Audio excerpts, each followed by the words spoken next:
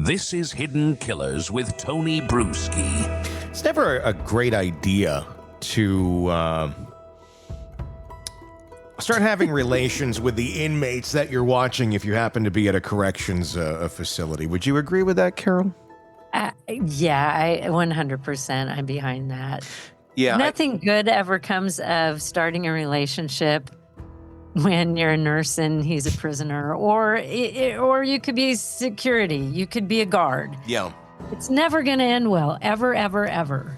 I can't say I've ever heard of one where it's like, this was just the best decision It was a I've match ever made made. in heaven, and once he got out, we lived happily ever after. Best decision ever.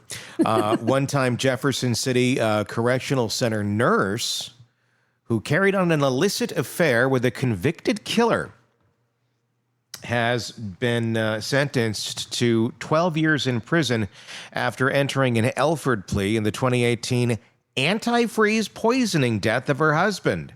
Amy L. Murray, who's 46, formally accepted a second-degree murder conviction while maintaining her innocence at a Miller County hearing in June of 25. Lesser counts of second-degree arson and evidence tampering also drew some additional terms that'll run concurrently with the murder sentence.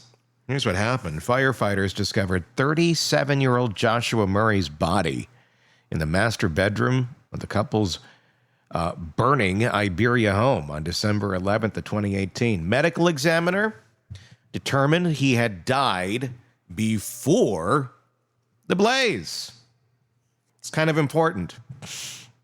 And it was from lethal levels of ethylene glycol, otherwise known as antifreeze. State investigators also ruled the fire was deliberately set.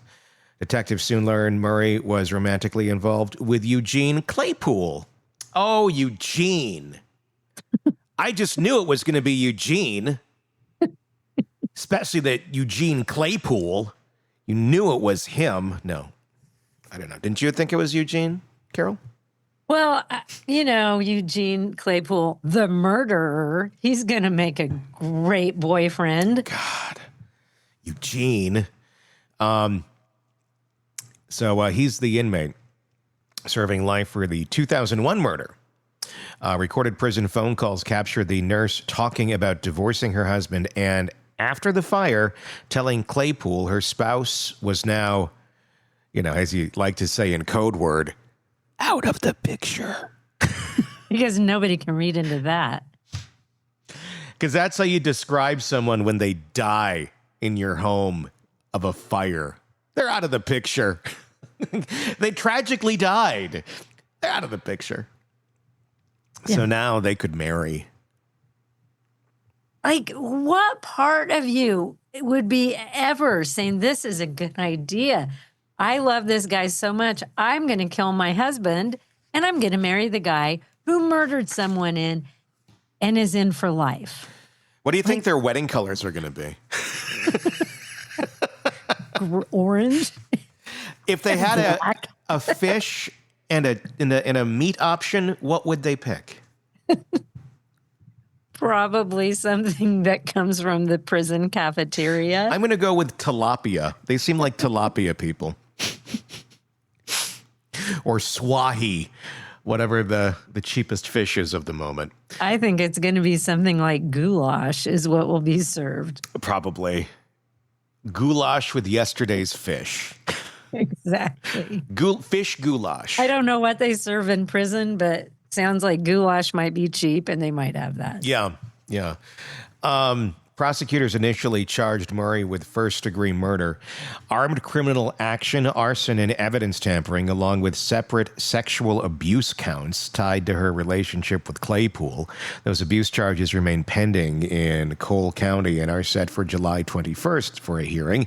Murray claimed that she was at a McDonald's with the couple's 11-year-old son and 2 dogs when the fire broke out.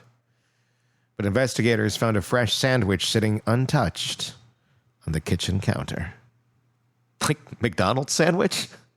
Or was it? Guessing? Or was it like? I'm assuming. I think it was McDonald's. There's a lot of food in this thing. There's a lot of food in this story for being a murder story. But when you use McDonald's as your alibi, like look at me running my 11-year-old and my 2 dogs over to McDonald's, and then I come back to this horrific fire. And the mystery uneaten ham pimento loaf sandwich. Or was it what do they have at McDonald's? I never go there. Quarter pounder with cheese. Or was it the crispy McChicken? I wonder. I wonder. Interesting, the sandwich aspect. An untouched sandwich on the kitchen counter. But I think it was McDonald's sandwich.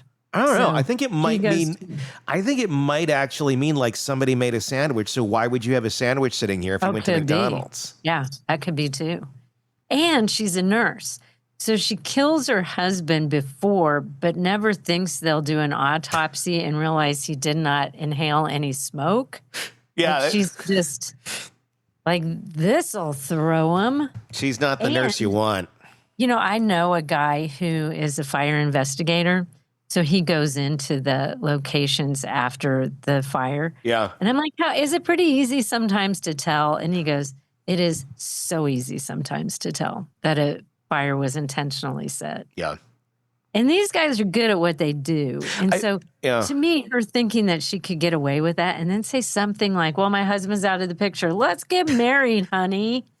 Eugene, can't wait for our wedding now that my husband's dead. He's out of the picture. Like, my God. Like, in any part of your mind, where's the future with you in this convicted murder? And I was reading about him, and I don't know the whole story, but it had something to do with a lottery winner who was disabled. And I think he killed the disabled lottery winner to get the money. God. This is the guy who she killed her own husband to be with. Look that up while I finish this. She has an 11-year-old. Look that up while I finish this story. I want to hear what his story is, what he did is officially. She was arrested in February 2019 and has remained free on bond until the time of the plea agreement. With credits for time already served, Murray could be eligible for parole in roughly a decade. Because it's America. But the Missouri Department of Corrections must first assign her to a state prison. So why was she charged with why she was charged with sexual abuse charges? Amy L. Murray, a former nurse at the Jefferson Correctional Center in Missouri, was charged with first-degree sexual abuse and 3 counts of offender abuse by an employee of the Department of Corrections. Those charges stem from her legal sexual relationship with an inmate at a prison where she worked. So that's considered sexual abuse under the law. Mm-hmm. Okay. I thought that was interesting. I didn't know that. That's interesting. I thought that was because when I saw the charges, I'm like, why was she charged with sexual abuse? Yeah, I mean, because it seems like it would be consensual. But she's in a position of power over him? Yeah, that's what it would be. The inmate who served as a porter in the transitional care unit was under Murray's supervision. Court documents detail this inappropriate relationship, which involved both legal statutes and professional ethics. A hearing for these charges scheduled for July 21st to 25 in Cole County Court. Charges are separate from the earlier case in which Murray was convicted of second-degree murder, arson, and evidence tampering in connection with the 2018 death of her husband, Joshua Murray. In that case, she poisoned him with antifreeze and, of course, set their home on fire, as we just learned about. So, what did he do? What was his? Was it the lottery thing? I'm finding murder. Let's see. I'm not finding that exact. I'm just finding like from Missouri, it just says he's in for murder, but I read that somewhere. What is his name? He's serving a life sentence for Eugene. murder. Oh, Eugene. Eugene Claypool. All right. Eugene. But to me, she has an 11-year-old kid. And these are the decisions that she's making. It just, this poor kid Now his dad's gone. His mom's in prison. And why did it take him so long to charge her? Because that happened quite a few years ago. Mm-hmm. Eugene Claypool is serving a life sentence for you got to use the chat GPTs. Okay. Is currently serving a life sentence for a 2001 second-degree murder. On December 25th, 2000, he broke into the home of a 17-year-old Donald Harwick, who had previously won a $1.7 million lottery with a 17-year-old accomplice. Their intent, so he had a 17-year-old accomplice with him to kill. Their intent, they thought, was to steal about $10,000, but they wound up taking just $36 and stabbing Harwick to death, leaving a Bible on his chest during the attack. Claypool was convicted of second-degree murder from that homicide and received a sentence of 25 years to life, which he is still serving. So they wanted to clarify this for me. They wanted to steal $10,000, but they stole $36 or $3,600? $36. They killed this kid for $36. Mm-hmm. They killed the guy. He's 72 years old. Okay. Oh my God. Yeah, it was him and a 17-year-old accomplice on this. Oh my God. $36. Good. I'm glad he's in prison. Well, I totally see why this is a step up for her. Why she thought that this guy is going to be a better love of her life. Yeah, because that makes so much sense. Oh my God. Now my child has no parents. Yeah. You know, and she was a nurse. She could have gotten a job any other place. Yeah. You know, decision making here. Like, I'm attracted to this inmate. This isn't right.